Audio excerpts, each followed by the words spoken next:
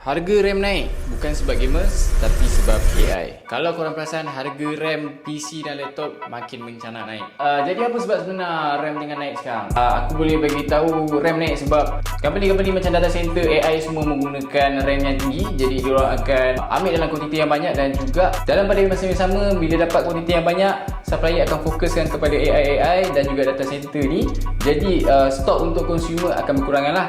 Jadi harga yang kita akan dapat daripada Shopee ke apa-apa tempat yang jual RAM ni, harga memang akan naik. Siapa yang buat RAM ni sebenarnya?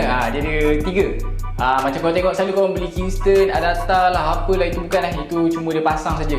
Kalau chip dia betul-betul korang nak tahu, ada 3 brand.